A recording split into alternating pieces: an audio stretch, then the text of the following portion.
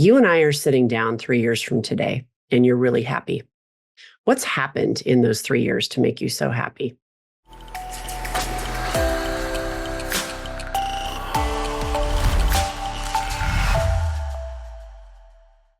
Hey, everybody. Great to be back with you today. I'm Shannyn Lee, the managing director at Win Without Pitching.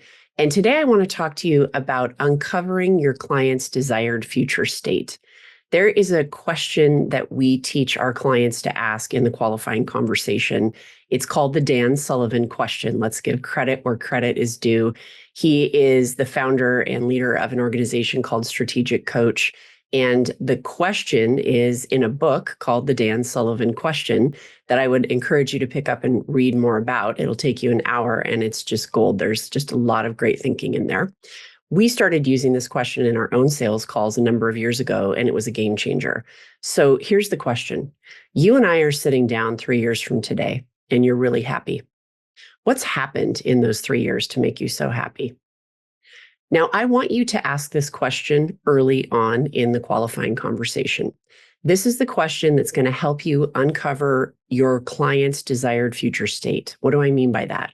Your client comes to you with a need. We need a new website, but there's a whole lot more behind why they need that new website and what they likely really probably want, what their desired future state is.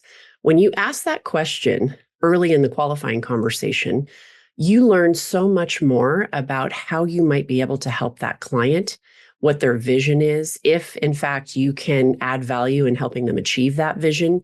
It sets you up also to be seen as strategic early in the conversation, gets the focus off you and onto that client, which is what we want to do when we're qualifying.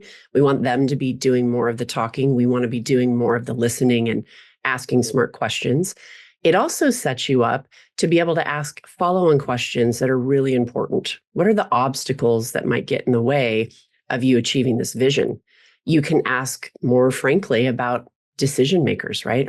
Is everybody on the team on board with this vision that you've outlined? What might stop you from making it happen? What assets do you have in place that might help you make it happen? When you ask it early in the conversation, it really sets the tone. And it really creates, I think, a more productive, transparent, client-focused, value-focused qualifying conversation when you're assessing fit. So think about it, play around with it, try it, let us know how it goes. And as always, please reach out and let me know if you have any questions you want me to answer on our YouTube channel. It's great to be with you today. Have a good one out there, everybody. Cheers.